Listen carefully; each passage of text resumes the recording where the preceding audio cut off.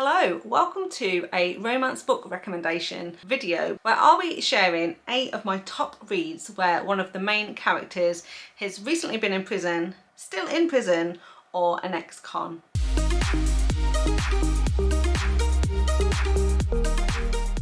So the first one I've got to talk about is this one, Welcome to the Dark Side by Giana, darling, and this is book 2 in the Fallen Men series. And in this one we are following Lulu and Zeus. Now, this is also an age gap romance and an MC romance as well, because Zeus is the president in charge of the Fallen Men MC, and he is well into his 30s and has 2 children. However, at the very start of this book, in the timeline of this book, Zeus is sort of in a shootout outside of a church, and the police are called and the police are on their way. Now he has an opportunity to obviously escape and run from the scene, but instead he chooses to save the life of a little girl called Lulu, and I think she's about 8 years old or something at the time, when he chooses to kind of shield her from bullets so that she doesn't get injured. And in doing so, it means that the police turn up, he is caught, and he ends up going to prison. Now, Lulu is very taken with this man who saved her life, and she starts to write to him while he's in prison. And so a number of years pass, and as she writes to him, they exchange letters, and it starts off, you know, very innocent, just a young girl writing to a man in prison.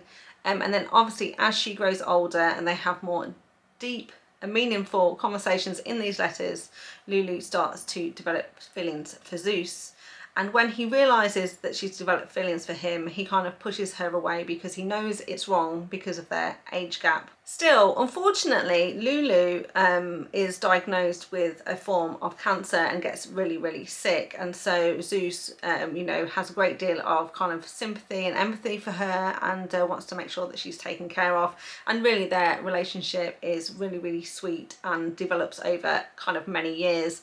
And finally it gets to the point where he's out of prison, and he's able to you know, be face to face with Lulu, and it's when she is sort of 17 and in her final year of school when she really kind of decides that she's had enough waiting around and she's going to you know, see if she can persuade Zeus to be with her. And it's a really, really beautiful relationship between these two. Yes, there's quite a big age gap. Yes, in some circumstances it might feel a bit icky because they started this relationship when she was very, very young, but like I said, it was purely an innocent, caring friendship between them until much later, and Lulu is not gonna back down or say no to Zeus, and so it is a really fantastic story and would highly recommend. Next up we've got Unchosen Ruler by Maggie. This is a mafia romance, and it's actually book 6 in the Mafia Wars series, but book 1 in the O'Malley family. So basically this is a 10-book series. The first 5 books are all about the Ivanov family, which is a Russian family, and then the final 5 books are all Irish mafia and focused on the O'Malleys. So this is book 1 in kind of the second part, if you like, book 6 overall. So in this one we are following Liam. You know, he was actually sent to prison when he was quite a young man. He made a very impulsive decision where he killed a man, and he did it in such a fashion that he was caught and sent to prison for 15 years. And he's absolutely learned his lesson from this experience. Not that he would never commit another crime, but that he would be absolutely less impulsive next time, more strategic, and think through some of his actions.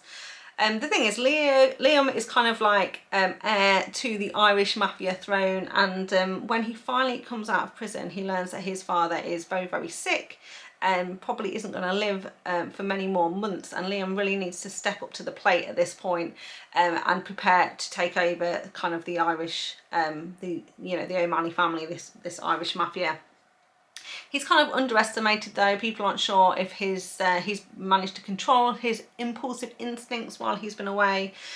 So he has to, you know, really demonstrate that he is absolutely the man for the job and can basically rule this family. Meanwhile then, the heroine in this one is a really innocent woman called Hayley. She's part of the friendship group from all of the women from the first 5 books. She is a kindergarten teacher and very sweet and innocent. And as soon as Liam comes out of prison and kind of sees her, he becomes very obsessed with her and wants to be with her. And at first she is a little bit fearful. She's not sure if she should get involved with him. After all, we know he is a criminal. But slowly but surely, Liam works his way under her skin. And I really like the way this played out. It's really good installment and a really good, you know, we learn much more about what's going on with the whole plot and moving the story forward. You know, the storyline that's been running throughout all of these books so far, and there's some very sexy scenes in here. And because Hayley's a teacher, she decides that she's going to create a reward chart for Liam. So every time he does some things that she enjoys, then she awards him points, and then he gets to pick from this kind of like chest of sex toys, basically, of what he's going to use on her next time. I thought that was a really sort of cute but also unique kind of addition to a sexy storyline. So really enjoyed that and would highly recommend not just this book but all of the books in this series. Next then, I've got an Omegaverse for you. It's called Alpha Inmate by Liliana Carlisle, and I really do like Liliana Carlisle's Omegaverse. I like her writing and I like kind of the concepts around how her kind of worlds work.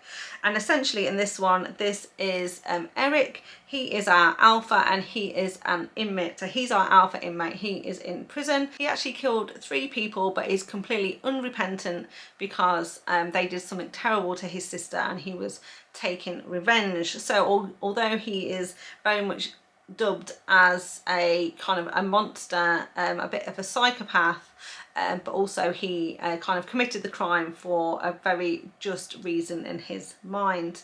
And then the main female character in this one is Ellie. She is an Omega and she is actually a psychologist, and she is kind of doing some research, and so she has kind of got an assignment at this prison where Eric is you know, incarcerated, and actually she's supposed to be there to do some research on some of the beta inmates, but through a bit of a mistake in administration, shall we say, she ends up being kind of paired with Eric to be his psychologist and to find out more about him.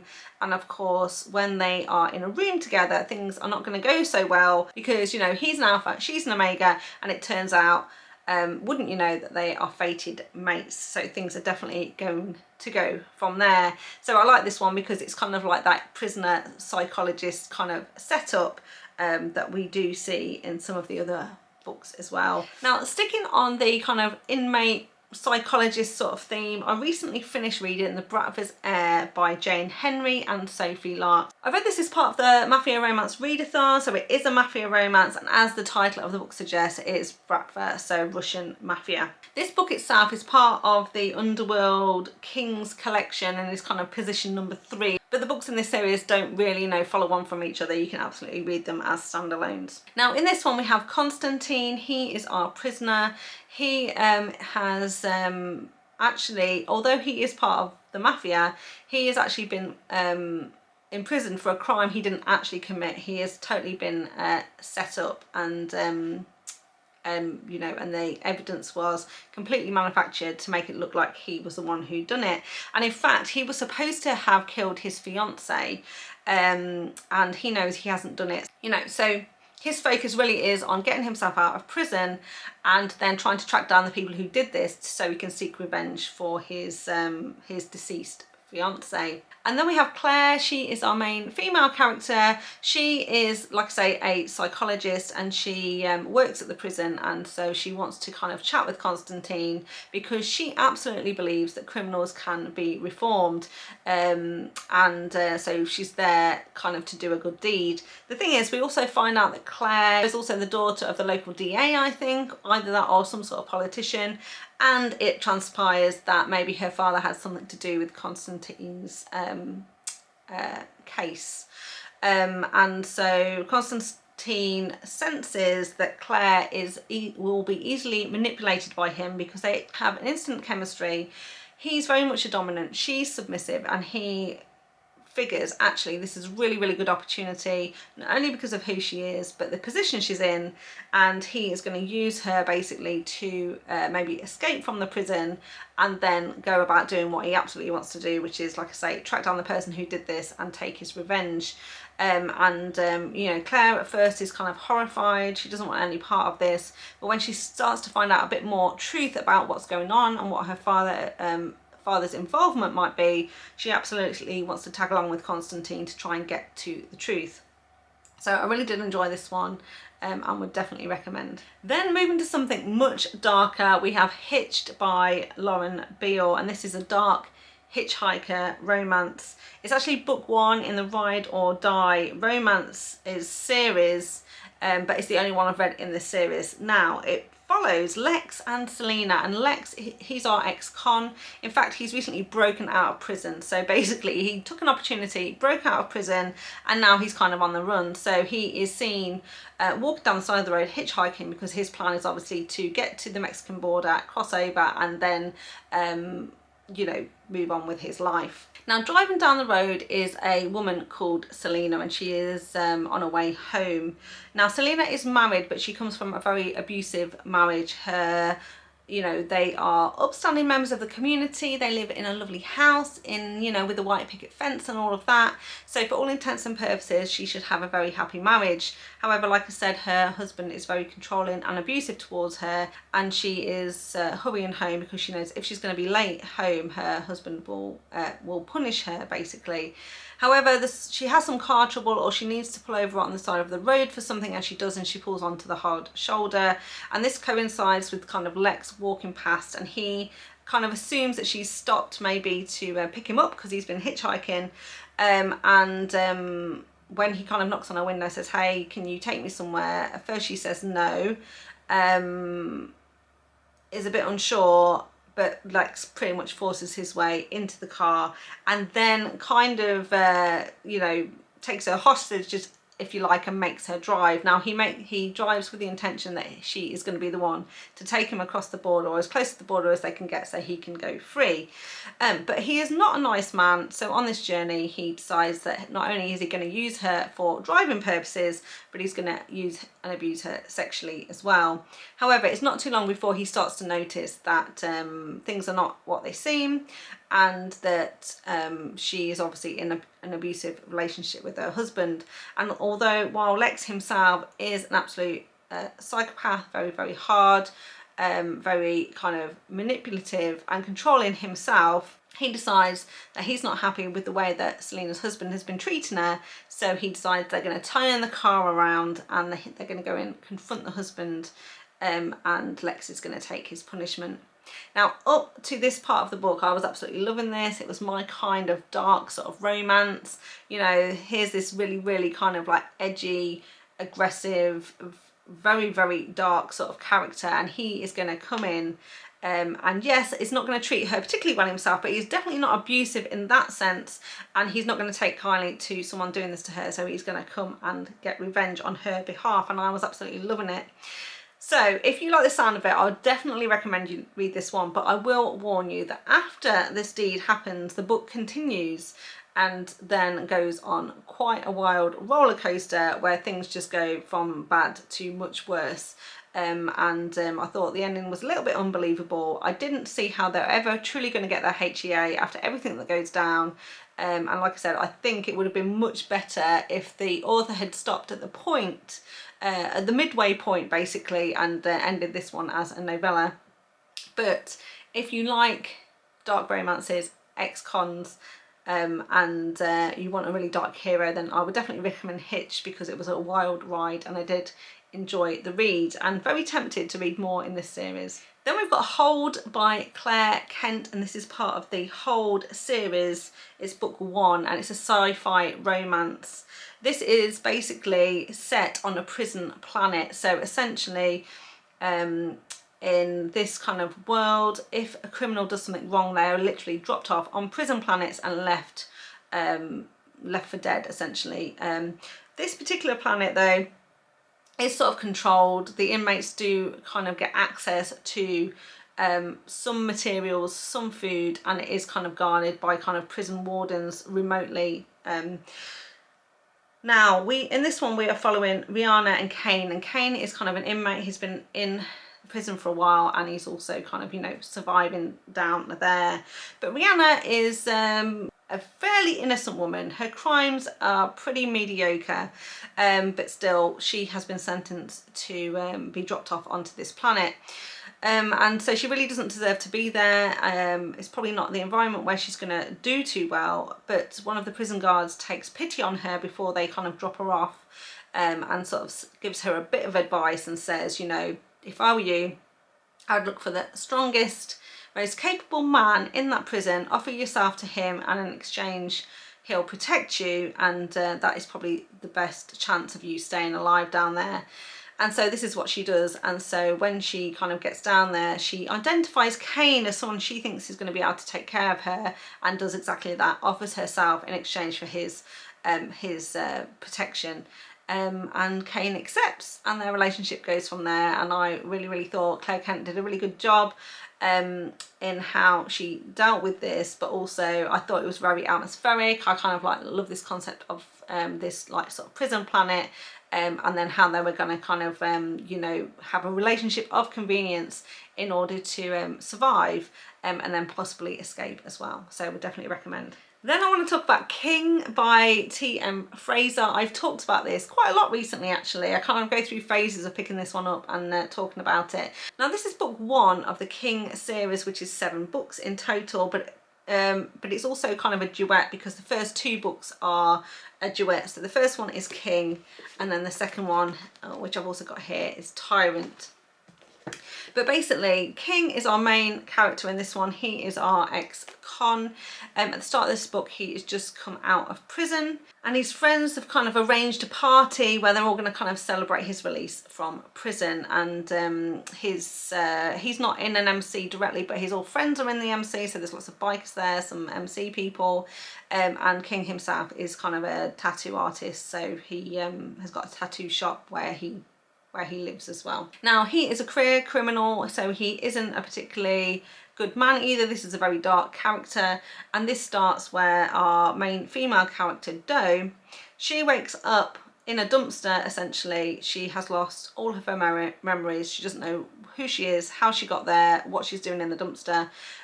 She's taken to a hospital, but they can't identify who she is. She doesn't have any ID on her. No one seems to know who she is, and eventually she's kind of left sort of homeless. And then she kind of befriends this woman who is kind of a sex worker, and she kind of takes her under her wing and says, you know, we'll try and sort something out.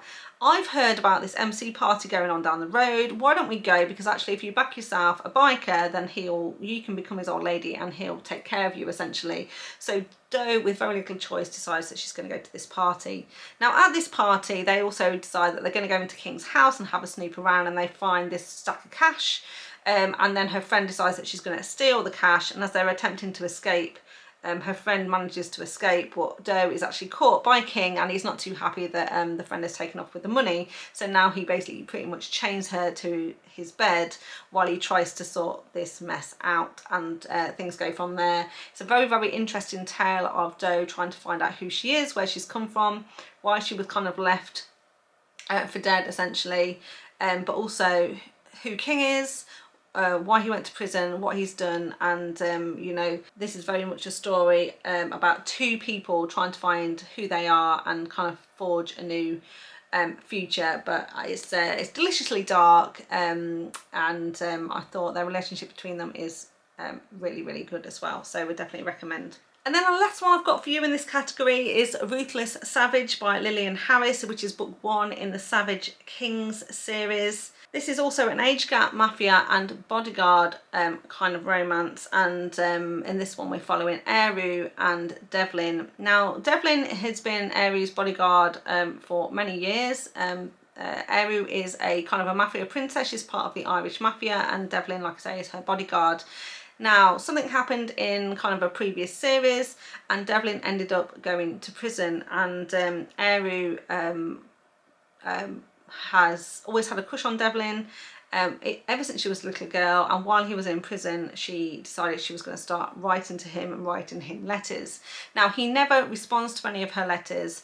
She also attempts to go and see him at the prison, and he always rejects her visitations and never goes to see her, until one day she turns up on a day that's kind of not her visiting day, and he thinks something is wrong, and he goes to see her and he says, look, I appreciate you coming to me, I appreciate the letters you're sending me, but it's not right, it's not appropriate, and this is not a place I want you to be, so please stop coming.